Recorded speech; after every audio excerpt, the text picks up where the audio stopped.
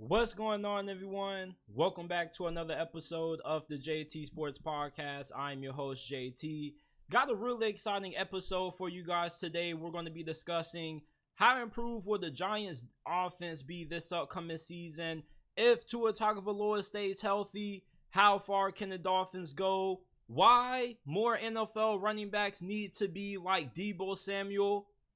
We're going to talk some college football. Will Clemson return to the college football playoffs? They haven't appeared in the college football postseason playoff tournament since 2020. And then I'm going to be giving you guys my 5 most underrated teams going into the upcoming 2023 college football season. Will Texas and Oklahoma struggle once they move to the SEC next year in 2024? And there are some reports coming out that Zach Wilson looks like a completely different quarterback for the New York Jets. Before we begin, if you haven't already and you're new, make sure that you go ahead, like the video, and subscribe to the channel. We go live every day, Monday through Friday at 5 p.m. Eastern Time. Remember that this podcast isn't just available on YouTube. You can find us on all audio platforms, wherever you get your podcast from. Apple, Google, Spotify, Amazon. You can find the JT Sports Podcast. If you enjoyed this episode and you want to support the channel,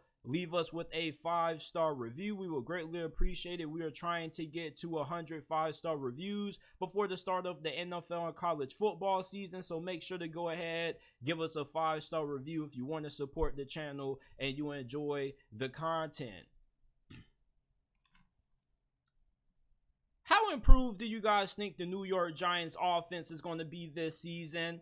Now, Giants fans are really excited with the additions that they are bringing in on offense this year. You traded for tight end Darren Waller, who's one of the best tight ends in the league when he's able to stay healthy. You re-signed Darius Slayton, Daniel Jones. You also are going to be bringing in a pretty good draft class. You drafted center out of Minnesota, John Michael Schmitz, arguably the best center coming out of this year's draft. And you also drafted speedster wideout out of Tennessee, Jalin Hyatt. So this New York Giants offense, they do bring in some pretty talented players, but is this enough for this offense to drastically improve? Can this become a top 10 offense this year? Because honestly, I don't really think that the Giants offense is going to be all that improved this year.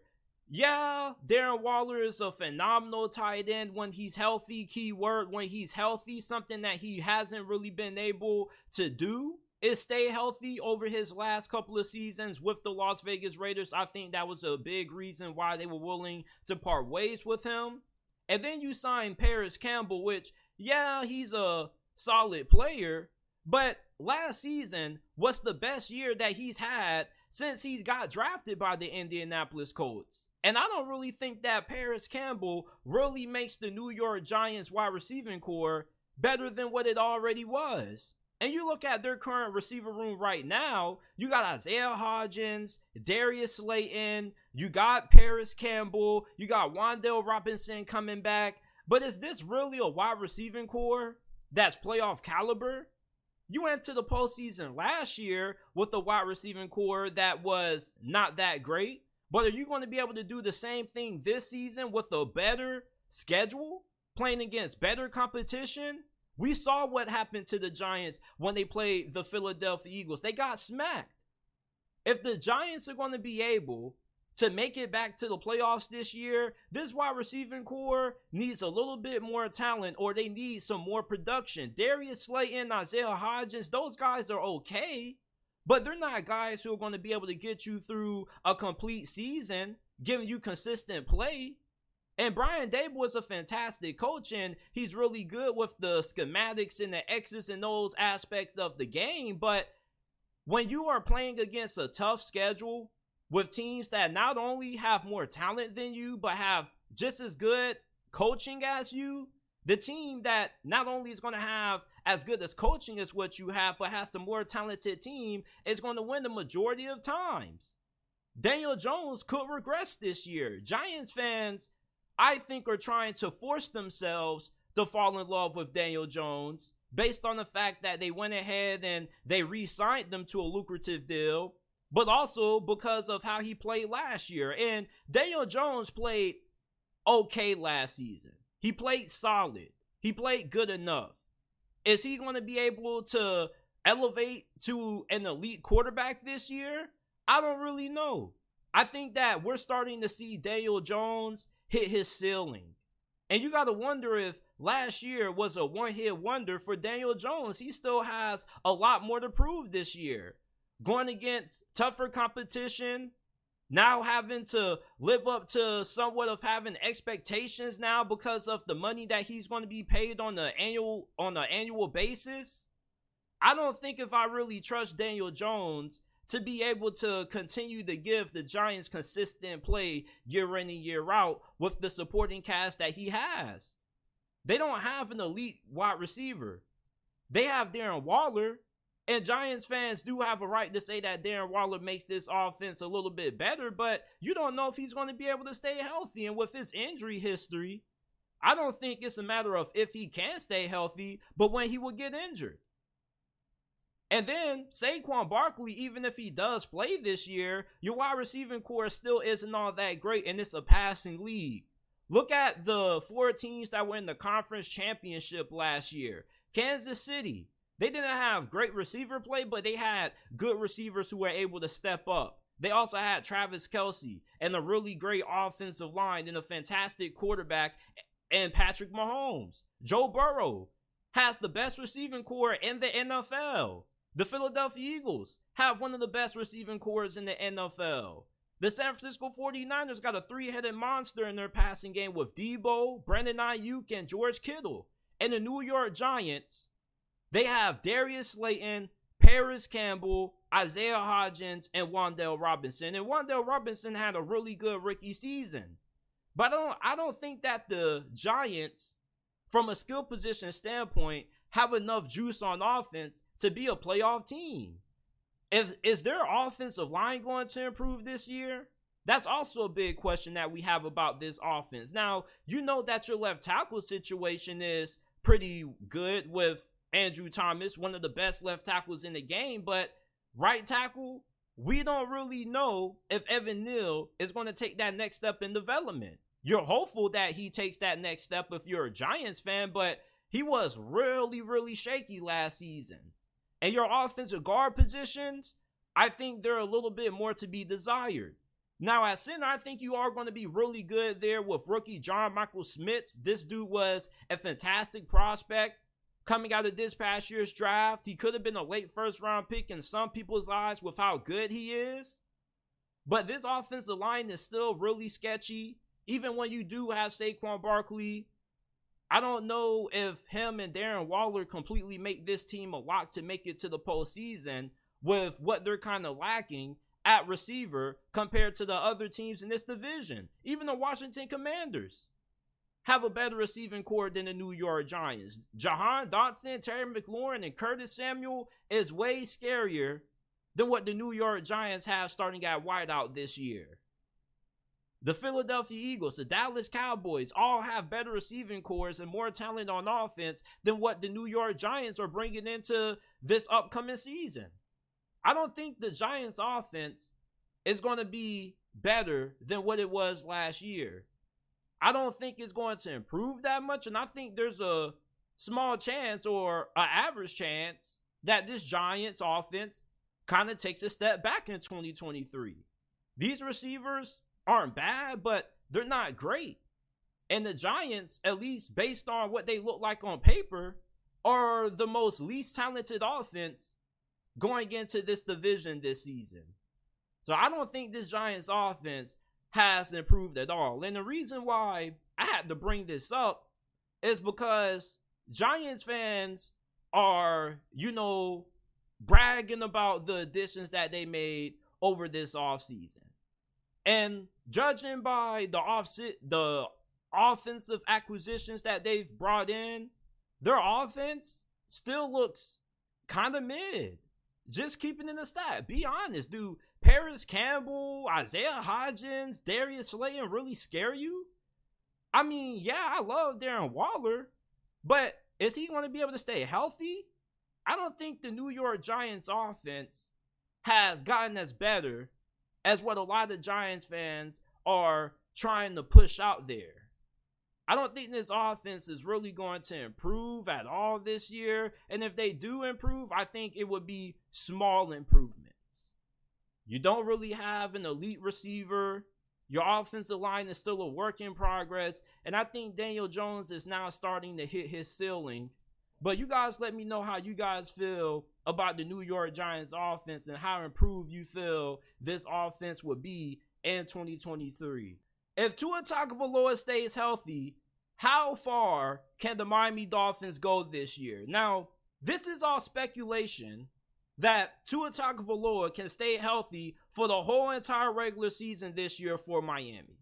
If that happens, is Miami a serious threat once they make it to the playoffs? Now, I feel with a healthy Tua, the Dolphins probably are going to end up having one of the best records in the AFC, and they potentially could end up winning the division from the Buffalo Bills. The Miami Dolphins, when you look at this roster from a pure talent standpoint on paper, this is one of the best rosters in the whole entire NFL.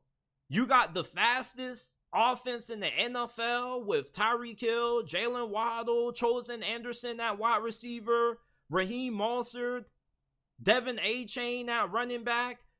You only wonder if this offensive line is going to be able to improve this year. And if this offensive line can be average or above average, this Dolphins team is going to be really scary. And you're not going to want to see this team in the playoffs. With how great this defense is going to be with Vic Fangio as their defensive coordinator, if Tua was healthy last year, the Miami Dolphins would have beaten the Buffalo Bills in the wild card round. Buffalo was being reckless with the football. Their defense was getting a little bit tired late in that game.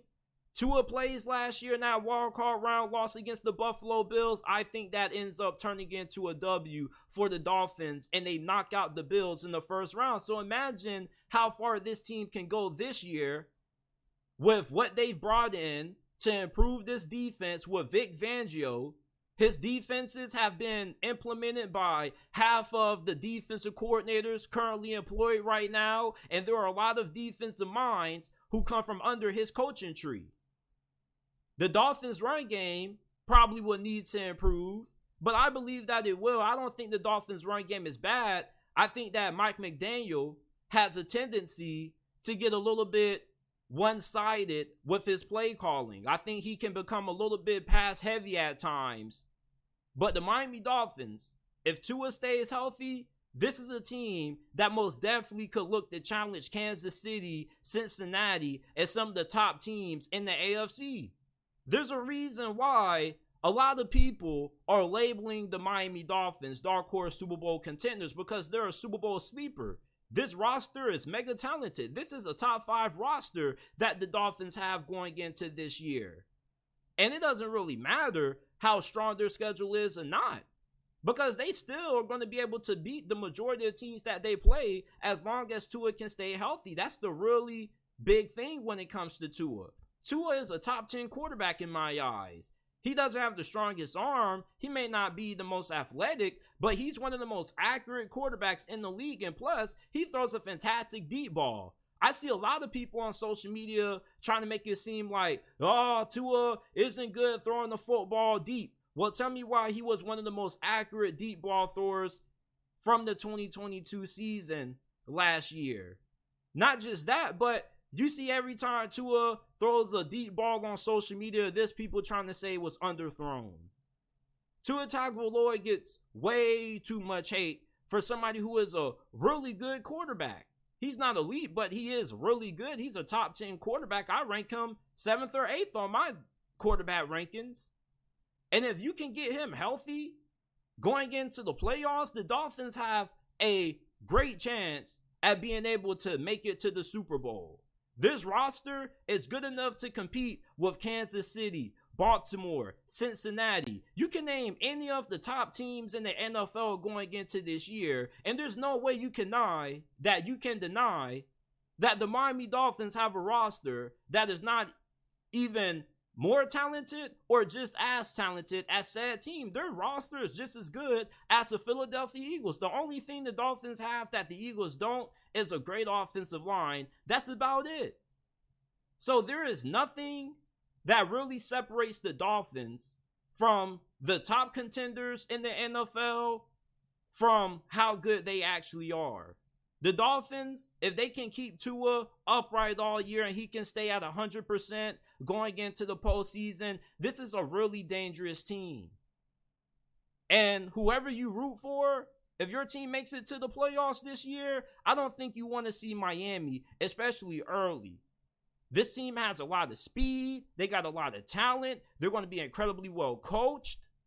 A healthy Tua Tagovailoa, you can damn near make the argument that the Miami Dolphins are going to make it out of the AFC. Yeah, the Jets are really good, but the Dolphins have a better roster than them. They're deep on defense.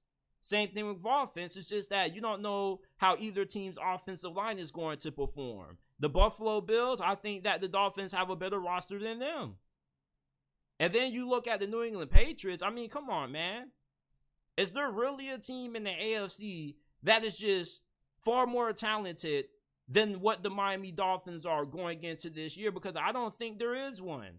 Kansas City is always up there because they got Patrick Mahomes and Travis Kelce. But after that, who else do they have who you would take over anybody on the Miami Dolphins? If Tua can stay healthy, I think that this Dolphins team could very well make a lot of noise in the playoffs this year. I think they're going to have one of the best records in this conference. I don't think they're going to disappoint barring a major injury. A healthy Tua Tagovailoa makes the Dolphins legitimate Super Bowl contenders, and this team could go as far as the AFC Conference Championship or maybe the Super Bowl if he's able to stay healthy. Now, I'm not saying that's a lock. I'm not making the prediction, but I am telling you the ceiling of what the Dolphins can be this year if he can stay healthy at QB. This Dolphins team has plenty of talent. They got a lot of speed. They got really good coaches on their staff. This is a team that if Tua stays healthy, he has everything around him to lead this team to a potential Super Bowl. I think that Deebo Samuel is the new standard for what you need to be at the running back position if you want to get paid a lot of money. These NFL running backs, they recently made a Zoom meeting to discuss what they can do about the declining running back market, and they came to a harsh reality that there pretty much is there's pretty much nothing that these running backs can do to improve the current state of the market for RBs.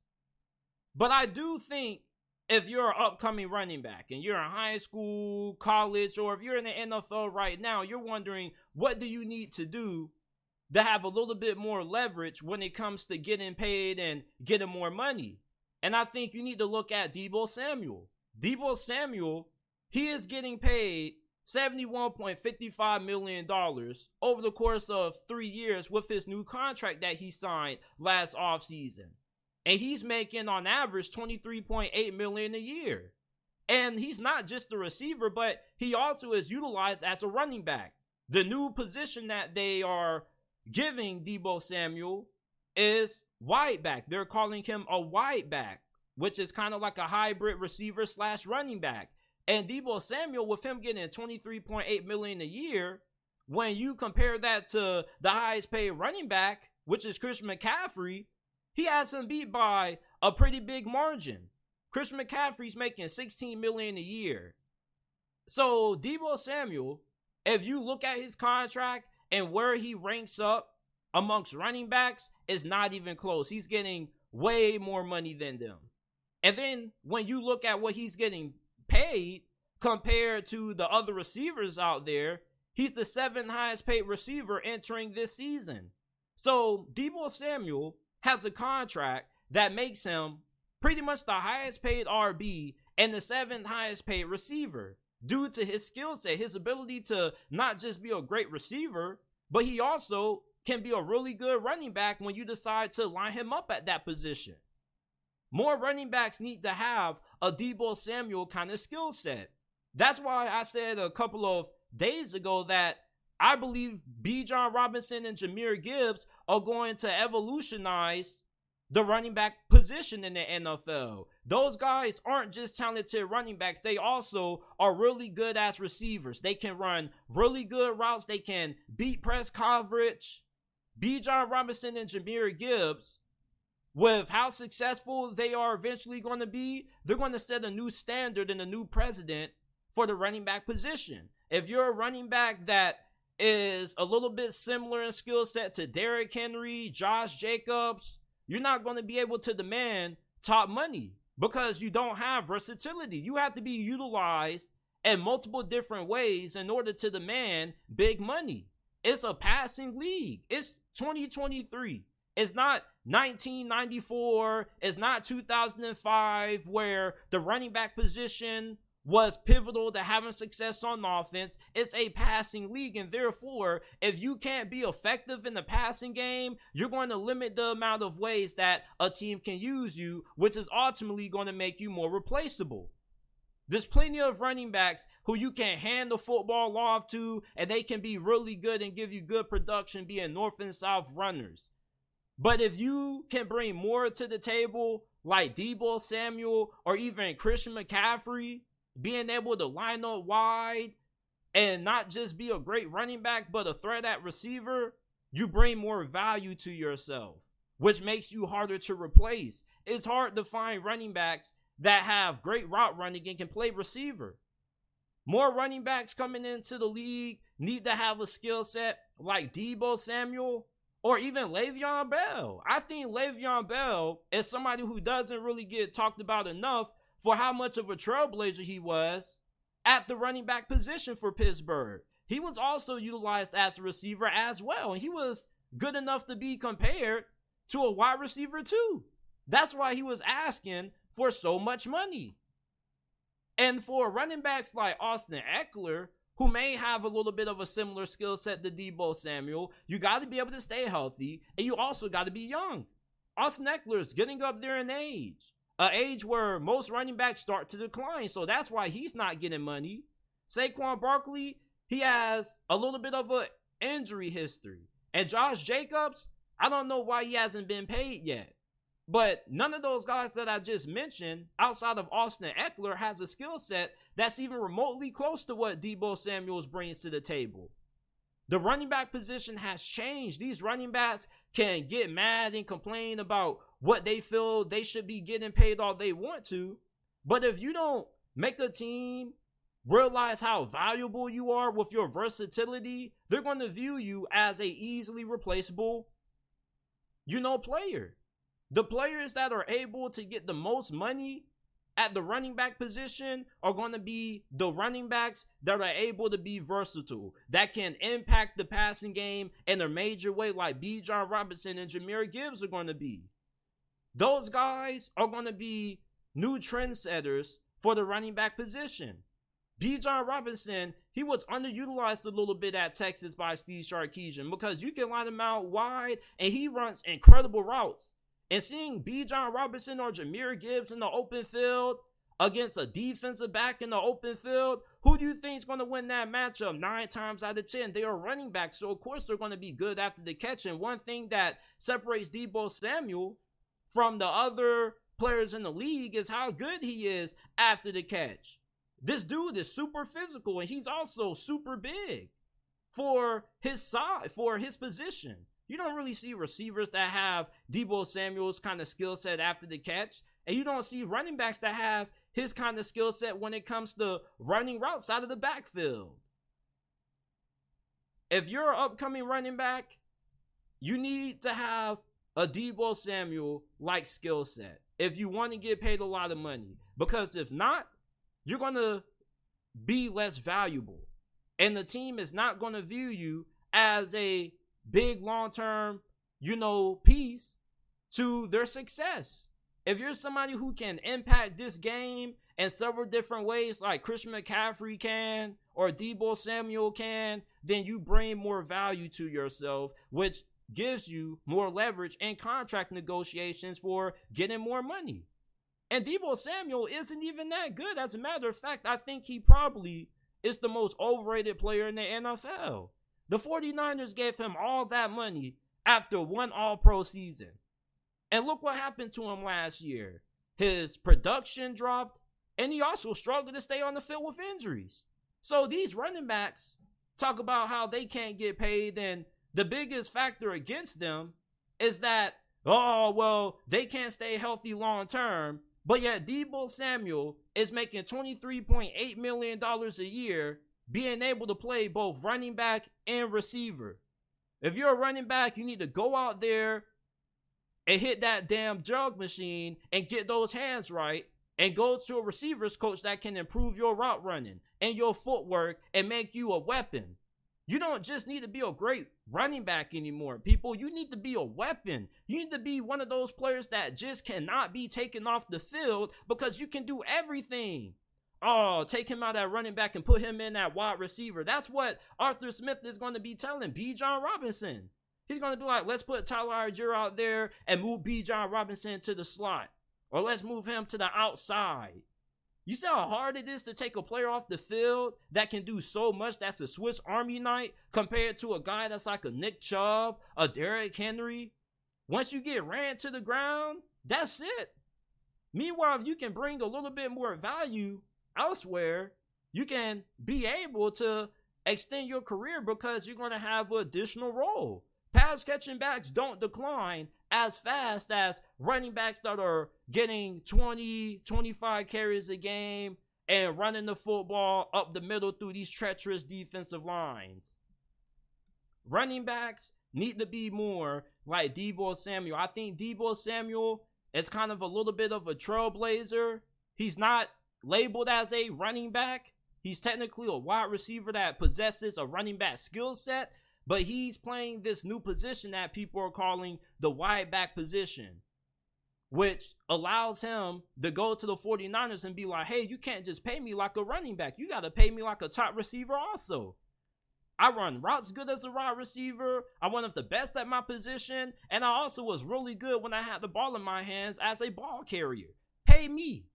And this is why he's getting $71.55 million total over the next 3 years. He's getting over $23 million a year because of his versatility. That's what these running backs have to bring to the table to be able to have a long-lasting career where they're getting a lot of money. And even if they don't play 8-9 years, at least you're going to be able to run it up your first couple in the league because of how skilled you are. So let me know what you guys think about this down in the comment section down below. Clemson hasn't been to the college football playoffs since the year 2020. Could they finally make the return to the college football playoffs this upcoming college football season? Now, first of all, we got to ask ourselves, what has hindered Clemson from returning to the postseason in college football? Well, I think the first thing that has held back Clemson has been their lack of offense. Ever since Trevor Lawrence and Travis Etienne left Clemson for the NFL, this offense has been out of sorts. And Dabo Swinney believes that he finally has solved the answer to Clemson's offensive struggles with hiring offensive coordinator Garrett Riley, who they pretty much stole from TCU. And Garrett Riley is one of the best offensive minds in college football, and he's one of the top coordinators going into this season, and he probably isn't going to be on Clemson staff for that long. He probably is going to be here for a year, maybe two, and then he's going to end up dipping for a head coaching opportunity. I think that for Clemson, your offense has to improve big time. And Clemson fans already know this, but your receiving core hasn't produced the NFL caliber receiver since Justin Ross. The last time Clemson produced elite caliber prospects going into the NFL draft was a very long time ago. Clemson used to be known as wide receiver U. And when you look at the talent that they have at wide receiver now, they still are stacked at that position. You got Bo Collins, who should have a breakout season. He was tied for the team lead in touchdowns. You got Antonio Williams coming back for another season, who was your leading receiver in yards last year. So there is a lot of talent in this receiver room for Clemson. It's just that the development at that position hasn't really been as good as what it used to be in the past when you had Sammy Watkins and Mike Williams. I mean, Clemson used to be a receiver factory at one point, and they haven't really produced any other NFL wideouts since Justin Ross. And for Dabo Swinney, I think something that has also hindered Clemson from being able to make it to the college football playoffs is this offensive line. The offensive line has been really down for Clemson over the last couple of seasons, and Dabo, he's somebody that doesn't like to use the transfer portal. As a matter of fact, when Dabo Swinney uses the transfer portal, it's pretty much the troll because he ends up taking back a former player. Like, you don't know how many times I got a notification on my iPhone that says Clemson just got a new transfer, and it's a dude who used to play quarterback for them a couple of years ago. Like, what the hell? Come on, Dabo. And I think when Clemson plays Florida State this year, we're really going to get our answer to if Clemson is going to make it back to the playoffs this season. Florida State is a really good football team this year. You may think they're overhyped, and they may very well be overhyped this season. But for right now, before the season kicks off, I think that every Florida State fan has the right to be feeling the way that they have about their chances of being able to knock off Clemson, win this conference, and make it back to the college football playoffs. The hype for FSU is definitely warranted this year. You want to know why? Because this roster is really good. And it's not just because Mike Norvell has done a really good job recruiting. As a matter of fact, this team is where it's at because of how FSU has used the transfer portal.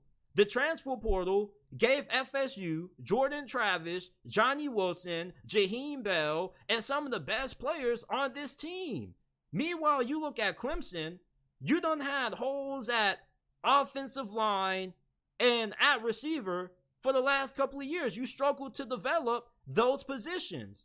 And what is the transfer portal good for? Being able to make quick fixes. Clemson is too good of a program to not go into the portal and take some of the top players at positions that they need. Clemson could have been solved their offensive line problem years ago if Dabo Swinney would have took advantage of the transfer portal. It's there, so utilize it. And if Clemson can't beat Florida State, I think you can look at Dabo Swinney's reluctancy to put his hand in the transfer portal and scoop up a couple of transfers to improve set positions that they need. You look at Florida State, their team is as talented as what it is now because of the players that they've gotten from the transfer portal. And if they lose to FSU this year, a lot of Clemson fans are going to be uttering a lot of Dabo Swinney slander for him not really using the transfer portal because they're going to realize that all the players who end up contributing to Florida State potentially beating Clemson are going to be transfers, something that Clemson doesn't really have. So can they beat FSU? It's going to be a really big determining factor if we see Clemson get to the playoffs. And I'm not just talking about the one time they play in the regular season, because these two teams are favorites to make it to the ACC championship game this year. So Clemson isn't going to have to beat FSU once, but they might have to do it twice. Or they may have to come back from a loss to FSU early in the ACC championship game.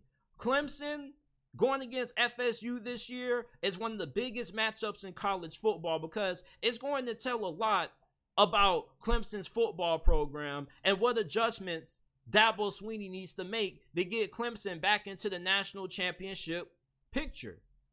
And if you can't use the transfer portal or you refuse to use the transfer portal, you're kind of being stuck in the past. You ever listen to somebody who was a little bit older in age, around their 50s and 60s, and they kind of refuse to use technology? They don't like to use the internet. They're not really all that caught up with the new technology because they feel like it's too much. That's Clemson. Clemson refuses to use the transfer portal because Dabo Swinney is stubborn. He believes that his way is the best way to going about winning a championship. And I can't criticize Dabo Swinney's process because he is a championship winning coach and I'm not. So you do have to give him a benefit of a doubt, but I do think that it is right to question his approach, his philosophy on certain things. The thing that makes Nick Saban the greatest head coach of all time is the fact that he's always been able to adapt. And when you have something like the transfer portal that's pretty much free agency that allows you to make quick fixes, I think Dabo Swinney is kind of a little bit foolish for not opting to use it a little bit some. I'm not saying that he has to overhaul his roster through the transfer portal, but you can at least pick up 2-3 players, and those guys could be the key to you making it to the playoffs and winning another championship. Look at Jamison Williams with Alabama, Joe Burrow with LSU. There have been really huge finds in the transfer portal who have twisted the fate for certain teams. If Jamison Williams doesn't play for Alabama, they might not make it to the college football playoffs. The lack of using the transfer portal, is that going to hurt Clemson this year? I think we're going to find out. But if they don't make it to the playoffs this year, I think that's going to be a big reason why. I don't think there's any team that's been to the college football playoff that hasn't at least had 2 or more transfer portal players on their roster. You got to use the transfer portal if you have some holes that need to be addressed and if you are a team that's struggling to develop a certain position. So will Clemson make it back to the playoffs this year? I strongly doubt it. If I had to rate their chances of making it to the playoffs 1 through 5, I probably would give them a 3. Their schedule is not easy, folks. I don't think they're going to struggle too much with Duke. You do got Charleston Southern, you play FAU, and then you have to play FSU at home. And then you got Syracuse on the road, Wake Forest. I think you should be good against those teams, but against FSU, that's the biggest game that Clemson plays this season. And then you got to play Miami and Notre Dame and UNC and South Carolina as your other big games this year. And I think that it's very realistic to see Clemson at least losing 2 games this year. One to FSU and another one to either Notre Dame, USC, or South Carolina.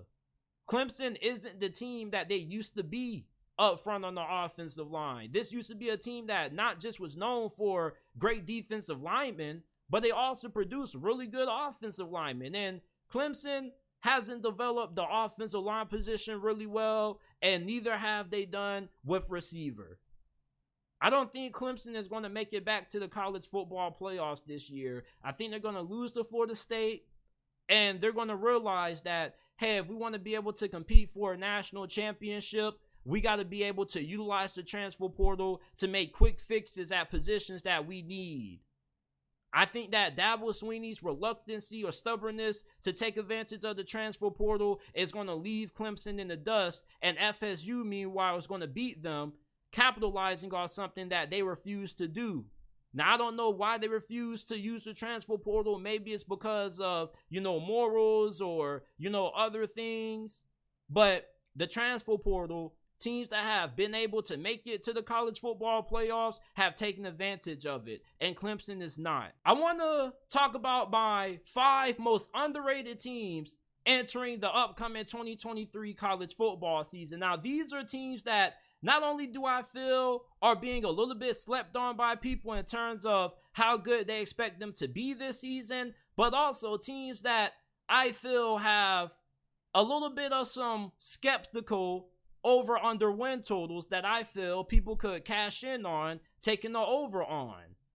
The first team I'm going to start off with is Kentucky. Kentucky last year was a little bit of a down season. The offensive line wasn't good. The offense was really inconsistent. Will Levis was playing through injuries, and plus he was really turnover prone, and Kentucky just didn't really have a good offense last year.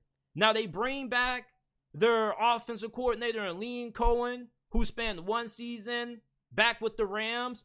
The year before last season in 2021, Kentucky, under Jalin Cohen's play calling, had one of their best offenses in program history. Will Levis, that was the season where he got on everybody's draft radar, and that's where you started to hear the first round buzz about him.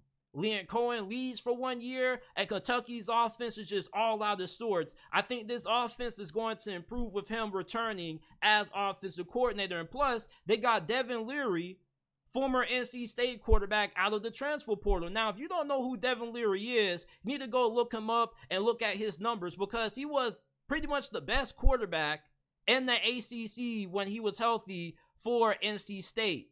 And I think that he's probably the best quarterback that Kentucky has had in a very long time. And why I think he's better than Will Levis is because he takes better care of the football than Will Levis. And plus, I just think he's an overall better quarterback than what Will Levis is, even though he isn't the athlete that what Levis was. He's accurate with the football. He's a better decision maker.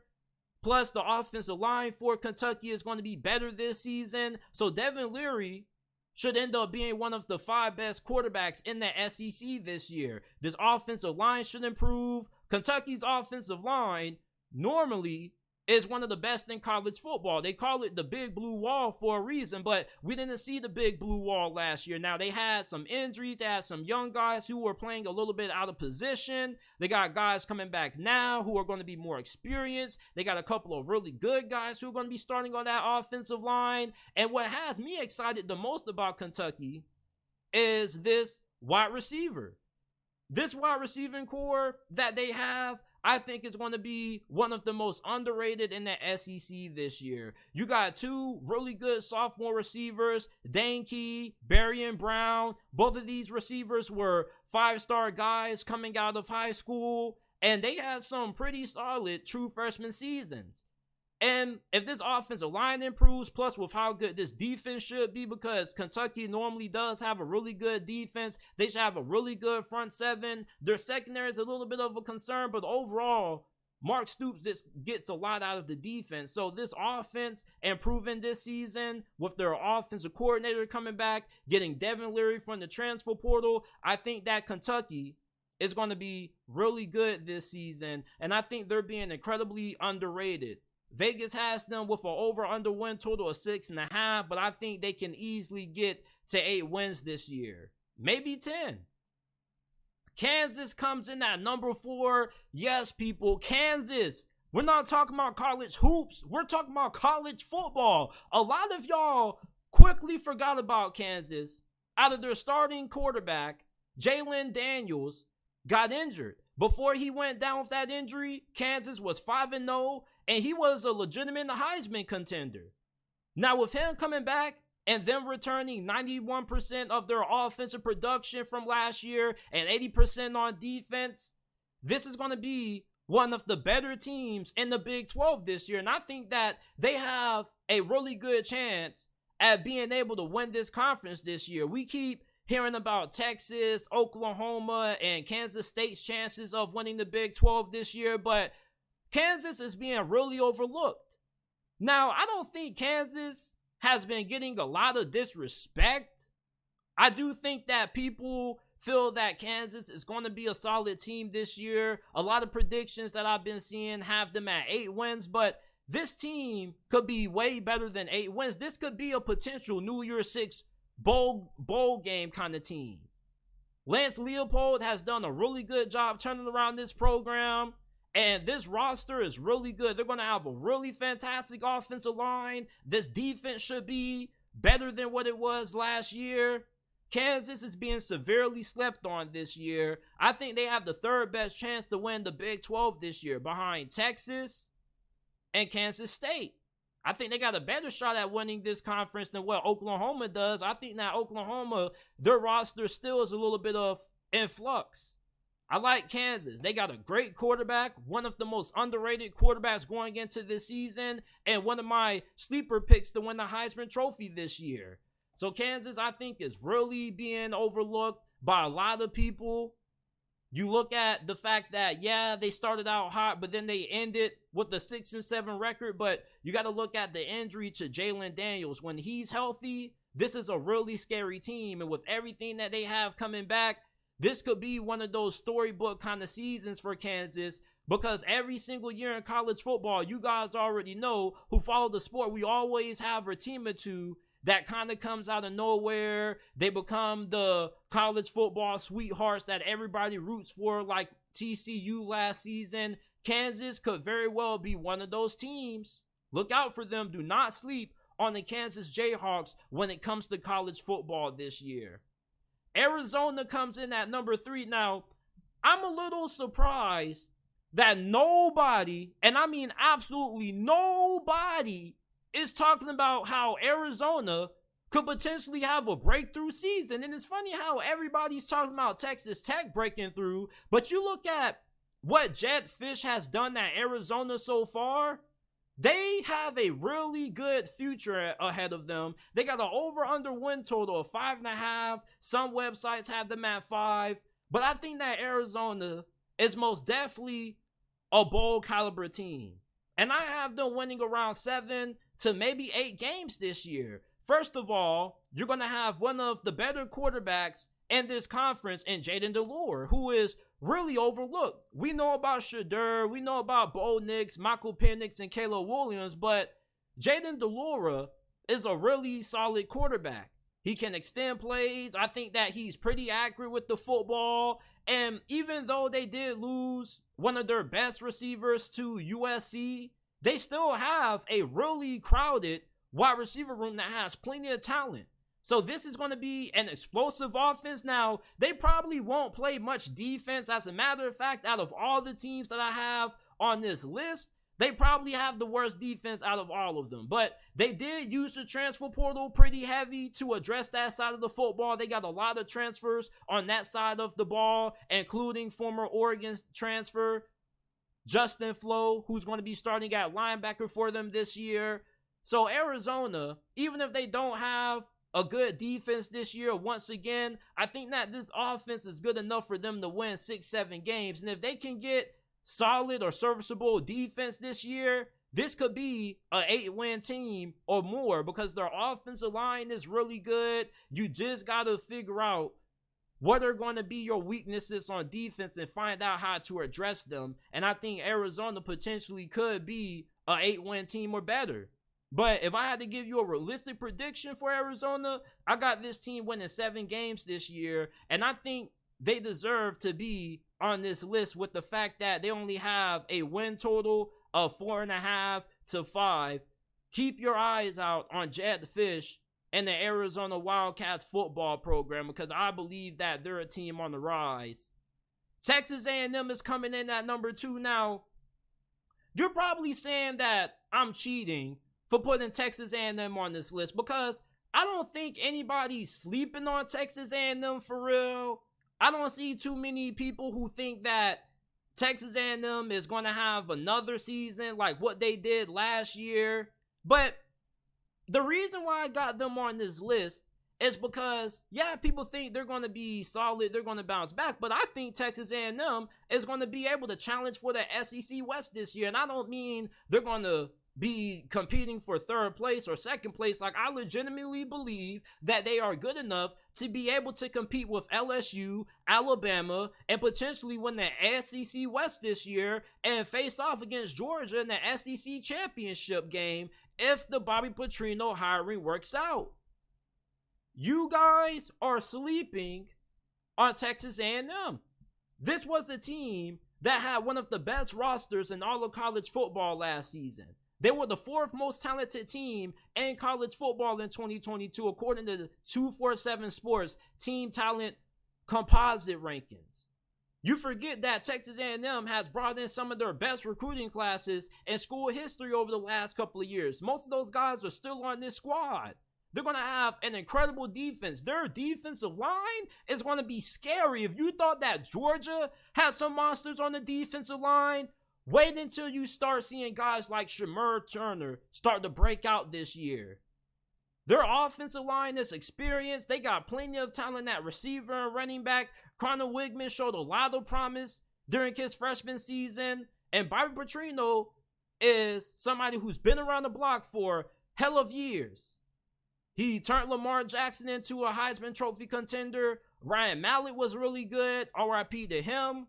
under Bobby Petrino's coaching, Texas A&M is going to be a legitimate threat for making it to the college football playoffs this year. I think that this is a dark horse college football playoff contender, and I also believe that they're going to be able to contend for the SEC West this year. Stop sleeping on Texas A&M. And lastly, I got to go with the Colorado bus, man. Like, you guys know that I've been on the Colorado hype train ever since Coach Prime first got hired to Boulder. And if Colorado ends up winning 6 games or more this year, I want to make sure that everybody comes back and they come to this comment section. And for those of y'all who doubted Coach Prime, I want you to say, JT, I was wrong, you was right. Because you see, the problem with a lot of people on the internet is that when people like me are wrong, you're going to record it and make fun of it.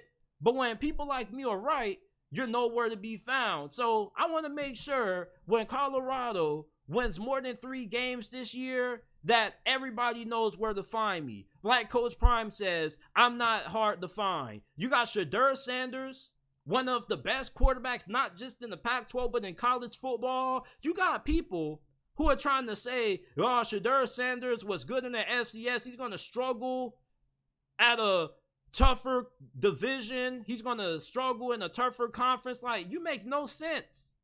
Shedeur Sanders was dominating at Jackson State. If you don't think he's going to dominate these Pac-12 defenses, where most of these defenses were ranked in the hundreds in yards per game allowed and passing yards per game allowed, I think it's fair to call you a hater. His receiving core with Jimmy Horn Jr., Xavier Weaver, who come from USF, are going to be really good additions to this offense. You got Travis Hunter playing both sides of the football. This offensive line, by the way, is not small, because I keep hearing the narrative being thrown around that Colorado has a small offensive line. Their smallest offensive lineman, I think, is what, 290? Everybody other than them are 300 plus or bigger. They got guys who are what, 6'8", 315 on this offensive line. Colorado's offensive line is far from small, and I think that their offensive line is going to be really good. Shedeur Sanders is going to be thrown to a really good receiving core. You got Alton McCaskill back there at running back. Like, some of y'all need to do y'all research on Alton McCaskill. Now, he's coming off a major injury last year, but his true freshman season at Texas Tech, this dude was averaging over 5 yards per carry and 16 damn touchdowns as a true freshman. They got a really talented defense. Like, one thing about Coach Prime is that he's going to get a lot of talent. Now, not all of those guys are probably going to pan out, but most of the guys who they got from the transfer portal should be pretty productive and good enough for Colorado to win at least 6 games. Like, y'all act like Colorado is playing in the damn Big Ten or the SEC. They're playing in the Pac-12 since when has the Pac-12 been a powerhouse? And this is the conference that most of their best teams going into this season, like USC, Oregon, Washington, didn't have good defenses last year. So I think that Colorado is the most underrated team in college football going into this year. So these are my 5 most underrated teams in college football going into this season. Let me know what you guys are thinking about my list down in the comment section down below. Let me know if there's a team that I left off that you feel should be on here. And before we move on to our next segment, if you haven't already, make sure that you go ahead, like the video, subscribe to the channel. We go live every day, Monday through Friday at 5 p.m. Eastern time. I'm finna get a sip of water real quick.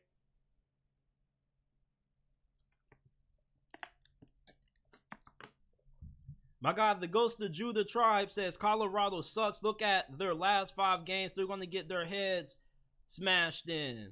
That's why Caleb Williams is the Heisman. Man, the reason why I think Colorado is going to be successful this year is because all of the best schools or the best teams going into the Pac-12 this year, their biggest questions are all on defense. Oregon, Washington, USC, even Utah all have questions with how good their defenses are going to be. And you look at Colorado, offense isn't going to be a problem. They got a great offensive coordinator, and they got a really talented supporting cast around Shedeur Sanders. That offense is going to be able to score a lot of points on these defenses. Now, if this was the SEC, okay, I would have a different opinion. But I think that the Pac-12 is a manageable enough conference for Colorado to at least be able to win 6 games.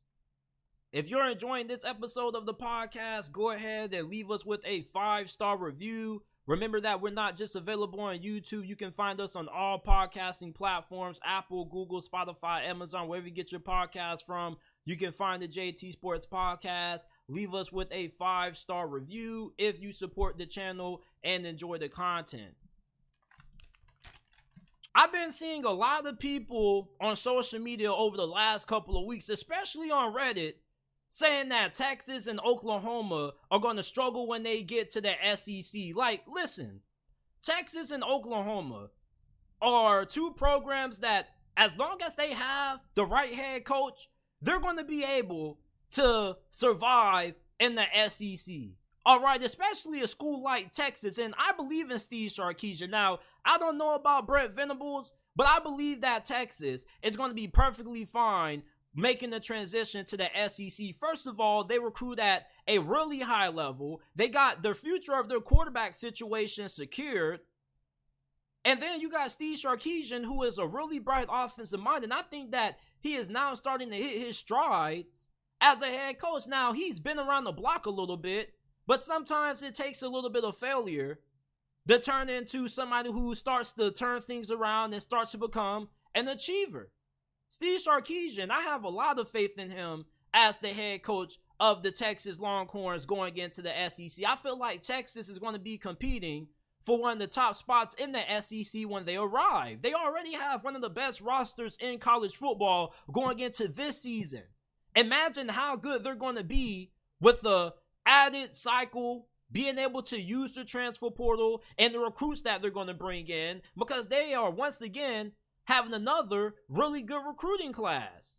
Now, Oklahoma, on the other end, I don't have as much confidence in how they're going to do in the SEC compared to Texas. All right, Brent Venables still has a lot that he has to prove to us as a head coach, and you can say the same thing about Steve Sarkisian, but at least with Steve Sarkisian, he's shown that he can at least get you 8 wins. Brent Venables, we don't even know if he can get you more than 6. And plus, he's more experienced when it comes, more inexperienced when it comes to being a head coach than Steve Sarkisian. So he's still learning on the job. So imagine if Oklahoma struggles again this season and they go into the SEC coming off another disappointing year.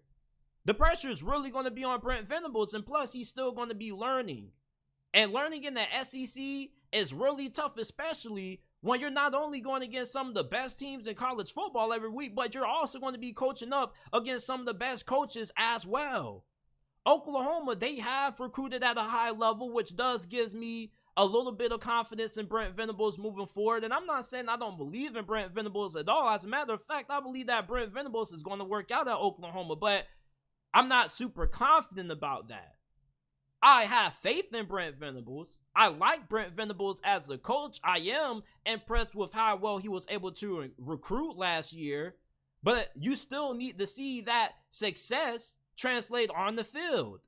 So when you look at Oklahoma, I think potentially they could struggle in the SEC. They got a higher chance of struggling compared to Texas. And Texas, with Steve Sarkisian at the helm, I think he actually is the right guy. And Texas is one of those schools like Florida with Billy Napier is that you're recruited in one of the most talent-rich areas in the nation. You can literally recruit the whole state of Texas and still have a team that's good enough to win a national championship just with Texas talent alone. Texas, with how well they're going to be able to recruit, is always going to be a factor in the SEC as long as they have the right head coach. And people make it seem like the SEC just has all these talented teams that are just so better than Texas. Outside of Georgia, Alabama, and LSU, those are the only schools that I really feel are just so ahead of Texas. You look at the rest of the SEC, minus those schools that I just mentioned, like Arkansas, Kentucky, Texas A&M, Tennessee, like Texas should be able to handle business against those schools. The talent's there for Texas. You look at where they're located at. they're always going to be able to recruit at a really high level as long as you have competent coaching there. Oklahoma, you got to put a little bit more effort in compared to Steve Sarkisian if you're Brent Venables, because it's not as easy to recruit at Oklahoma as it is compared to recruiting at Texas. You just don't have a lot of in-state talent at your disposal if you're Brent Venables. So you do have to venture out there a little bit and spread your wings. But Oklahoma, though, I think they should be pretty fine. I don't know if Oklahoma under Brent Venables will become a championship contender, but I do believe that they can become an above-average team in the SEC under Brent Venables. Brent Venables may not be a championship caliber coach, but that doesn't mean he's a bad coach. He may be a coach that can have a couple of 9-win, 10-win seasons for you every once in a while. But I just need to see a little bit more out of Brent Venables before I can say I have undeniable confidence that Oklahoma is going to succeed in the SEC like I do Texas. I believe in Steve Sarkisian. This offensive line is incredible because they have the best offensive line recruiting class a couple of years ago. And most of those guys that they recruited played as true freshmen last year. They're going into their sophomore seasons regarded as some of the best at their positions in the Big 12. So Texas, even though this is a team that does get a lot of hype, you got to understand that this is one of the biggest brands in college football. Of course, everybody's always going to talk about them. People are always going to be a little bit overly optimistic than what they may be for most teams. But I think the hype is definitely warranted for a school like Texas. There's nothing different between the hype that Texas is getting and the hype that a school like LSU is getting. LSU, Notre Dame, Alabama, Ohio State. Those are schools that always have high expectations. They always get a lot of hype from the media because look how big of a brand those schools are. So a school like Texas is always going to get a lot of hype. They're always going to get a lot of attention. People are always going to feel like they're a little bit overhyped, but that's just what comes with the Texas brand. They're just one of the most notable brands in all of college football. Oklahoma, they're up there as well, but I don't think they get the same media coverage that a school like Texas does. So Texas, I think that they're more suited to have success fast in the SEC compared to Oklahoma. And I think long-term, Texas is going to be able to compete in the SEC, not just, competing, being a 9-10 win team, but they're going to be able to compete for the SEC championship game or for the SEC title. Oklahoma, on the other hand, I don't know. Got a lot that I need to see out of Brent Venables. I saw a report on Twitter the other day that said that Zach Wilson looks like a completely different quarterback. Now, you got to remember, the last time we saw Zach Wilson, he got benched. He wasn't looking good Thursday night against the Jacksonville Jaguars. Things got really, really ugly. And now they trade for Aaron Rodgers, and all of a sudden, Zach Wilson has just became just different quarterback.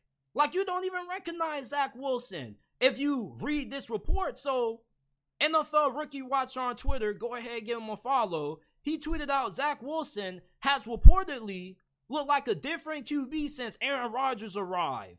Wilson is playing with a different confidence than he has had in previous seasons. Robert Saleh, Jets head coach, has reportedly been impressed with Wilson's improved ability at stepping up in the pocket. Saleh has also been wowed with some of Wilson's red zone throws. It may be a new era for the Jets' second overall pick. Now, here's my thoughts on this. I'm not putting any stake into this report. You want to know why? Because I saw these same reports coming out about Zach Wilson last offseason. And I thought that Zach Wilson was going to have a breakout season, and I was completely wrong. So I'm not putting any stake into these reports. I'm just taking these as reports and, training camp talk. Because, in mini camp, training camp, everybody looks good. Everybody's super impressive when they got a tank top and shorts on. But when them pads come on and them chin straps get buckled and the games get played, most of the times, all these players that end up getting hyped up throughout training camp end up disappearing when the regular season kicks off. And for Zach Wilson, he's going to have a year or two to get better. So we're probably going to continue to see more stories about Zach Wilson improving and how good he is compared to what he was before Aaron Rodgers got there, and how Aaron Rodgers has been a great mentor. It's just, this is one of those situations where I'm not hating on Zach Wilson, but I got to see it on the field, because what we saw Zach Wilson's first couple of seasons as a starting quarterback in the New York Jets was really ugly and really bad and concerning. So I'm not really putting any stock into these Zach Wilson reports. I got to see it in the actual game to believe it. And if he ends up doing pretty good in the preseason, I'm going to say, cool, like, that's what he's supposed to do. The dude was a second overall pick. Now, it's no denying that there's talent there. There's people that say, man, he got drafted so high because of the throws that he made during his pro day. Like, Zach Wilson, most of the throws that he made during his BYU pro day, he's made a couple of those in the NFL. Do you remember that the touchdown pass he threw to CJ Uzomah against the Detroit Lions? Zach Wilson has talent. The talent is not the issue. Like, you don't get drafted as high as guys like Zach Wilson in the top 5, in the top 10 of the NFL draft at the QB position if you don't have something that stands out about you. If you don't have any talent at all, you're not going to get drafted that high. Zach Wilson, his arm strength, his arm talent is really impressive. He just has to get better when it comes to understanding how to read defenses and just improve his mechanics, his footwork in the pocket. Zach Wilson, I'm rooting for him to succeed. But for right now, I'm not buying into any of these reports. I just think that it's training camp hoopla. Who knows? Maybe they're trying to talk him up so they can get his trade value back up. But I'm not putting a lot of stake into these Zach Wilson stories that are coming out. And I'm not really somebody who's believing in the narrative that Aaron Rodgers is going to be able to get Zach Wilson's career back on track. Because Tom Brady was mentoring plenty of QBs who ended up being nothing in the league. So, you guys let me know how you guys are feeling about these Zach Wilson reports. Apparently, he looks like a different quarterback for the New York Jets. This is it for this episode of the JT Sports Podcast. I appreciate you guys for tuning in. If you haven't already, make sure that you go ahead, like the video, subscribe to the channel, rate the podcast 5 stars. We're available not just on YouTube, but you can find us on Apple, Google, Spotify, Amazon, wherever you get your podcasts from. You can find the JT Sports Podcast. All you got to do is go to whichever podcasting service that you like to use, type in the JT Sports Podcast and it will pop up, or you can go down to the description down below, scroll down a little bit, and there will be the links to the Apple and Spotify versions of the podcast. I appreciate you guys for tuning in, and I will see you guys tomorrow with another episode of the JT Sports Podcast.